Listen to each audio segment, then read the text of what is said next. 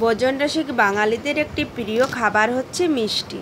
আর মিষ্টি সকলেরই পছন্দের। বিয়ে, অন্নপ্রাশন, জন্মদিন বা কোনো শুভ কাজের ক্ষেত্রে মিষ্টিমুখ না করলে যেন পূর্ণ হয় না। তাই আজকে আমি হাজির হয়ে গেছি সেই রকম একটা মিষ্টি রেসিপি নিয়ে। এটা আমি খুব সহজ পদ্ধতিতে দেখিয়েছি, আর হাতের কাছে থাকা সামান্য কিছু উপকরণ দিয়ে সহজেই এটা বানিয়ে ফেলা যায়। বন্ধুরা, আপনারা যদি আমার মতো একবার বানিয়ে ফেলেন, আশা করছি আপনাদেরও খুব ভালো লাগবে। আমার রেসিপিটি যদি ভালো লাগে তাহলে লাইক, কমেন্ট এবং সাবস্ক্রাইব করে বেল আইকনটি অন করে দেবেন। নমস্কার বন্ধুরা, শ্রুতি রায় দিদি চ্যানেলে সবাইকে স্বাগত জানাই।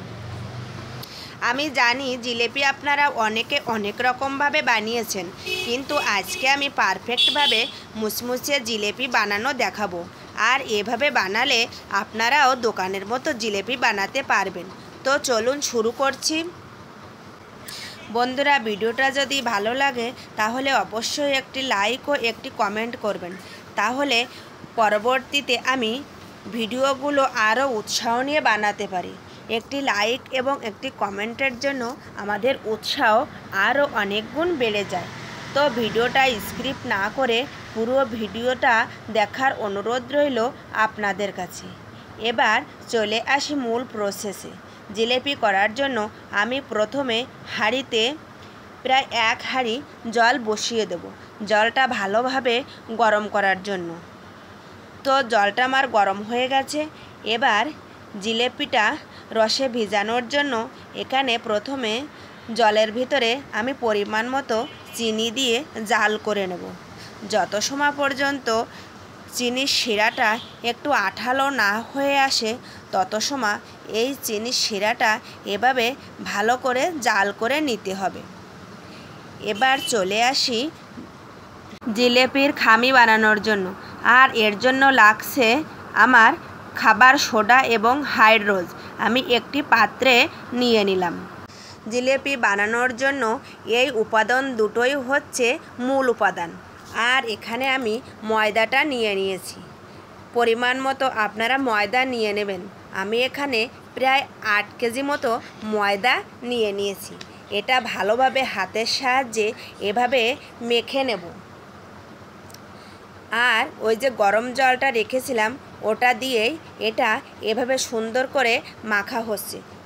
এভাবে হাতের সাহায্যে প্রায় 10 মিনিট ধরে এই খামিটা এভাবে নাড়াচাড়া করে নিতে হবে। তাহলেই তৈরি হয়ে যাবে কিন্তু পারফেক্ট জিলেপির খামিটা। আর আগেই আমি দেখিয়েছি জিলেপির রসটা কিভাবে তৈরি করতে হয়। তাই এদিকে কিন্তু রসটা প্রায় আধা ঘন্টা মতো এভাবে আমি জাল করে নিয়ে নিয়েছি। দেখে বুঝতে পারছো প্রায় রসের শিরাটা হয়ে এসেছে। তা মিষ্টিটা কম থাকার জন্য আরও কিছুটা পরিমাণ চিনি এই শিরার মধ্যেও অ্যাড করে দেওয়া হয়েছে। আরও 10 মিনিট এভাবে নাড়াচাড়া করে তারপর এই শিরাটা নামিয়ে নিতে হবে। তো সবসময় খেয়াল রাখতে হবে যখন একটু আঠালো টাইপের হবে তখনই এই জিলেপির রসটা নামিয়ে নিতে হবে। আর জিলেপি করার জন্য প্রথমে এরকম একটা লোহার পাত্র নিয়ে নিতে হবে। পাত্রটা গরম হয়ে গেলে এর ভিতরে পরিমাণ মতো সাদা তেল দিয়ে দিতে হবে।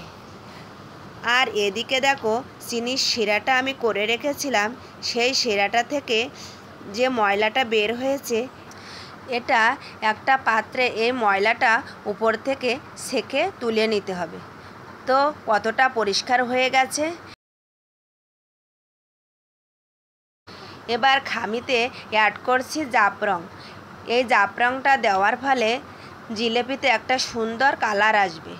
এটা দেওয়ার পর এভাবে আরও প্রায় 3 মিনিট ধরে এভাবে নাড়াচাড়া করে নিতে হবে, যাতে খামির ভিতরে যে জাফরংটা দেওয়া হয়েছে এটা ভালোভাবে মিক্সড হয়ে যায়। তো দেখো এরকম হবে গ্রেনিটা। এবার আমি একটা পাত্রের সাহায্যে উঠিয়ে নিলাম। আর তেলটাও তো এদিকে গরম হয়ে গেছে। এভাবে আড়াই প্যাঁচ করে জিলেপিগুলো হাতের সাহায্যে ঘুরিয়ে ঘুরিয়ে জিলেপিগুলো বানিয়ে নিতে হবে।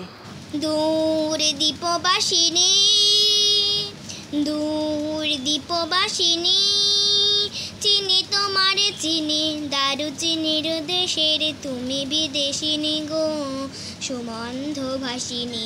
দূর দীপবাসিনী, দূর দীপবাসিনী, প্রশান্ত সাগরে তুফানেও ঝড়ে শুনেছি তোমারই অশান্ত রাগিনী। প্রশান্ত সাগরে তুফানেও ঝড়ে শুনেছি তোমারই অশান্ত রাগিনী। দূর দীপবাসিনী, দূর দীপবাসিনী, বাজাও কি বুনো সুর পাহাড়ি বাসিতে, বনান্ত সে যায় বাসন্তী হাসিতে। বাজাও কি বুনো সুর পাহাড়ি বাসিতে, বনান্ত সে যায় বাসন্তী হাসিতে। এ তব কবরী মূলে নব এলাচির ফুল দোলে কুসুম বিলাসিনী। দূর দীপবাসিনী, দূর দীপবাসিনী, দূর দীপবাসিনী, দূর দীপবাসিনী। ভিডিওটা যদি ভালো লাগে তাহলে অবশ্যই লাইক কমেন্ট করবেন। আর এই ভিডিও বিষয়ে মিষ্টির বিষয়ে যদি কোনো প্রশ্ন থাকে তাহলে অবশ্যই জানাবেন, আমি নির্দ্বিধায় এটা উত্তর দেওয়ার চেষ্টা করব। আর এরকম মিষ্টির রেসিপি আরও যদি আপনারা পেতে চান অবশ্যই আমাকে কমেন্ট বক্সে কমেন্ট করে জানাতে পারেন, তাহলে পরবর্তীতে আমি আরও এরকম অনেক মিষ্টি রেসিপি নিয়ে আপনাদের সামনে হাজির হব। তো ভিডিওটা এ পর্যন্তই, ধন্যবাদ।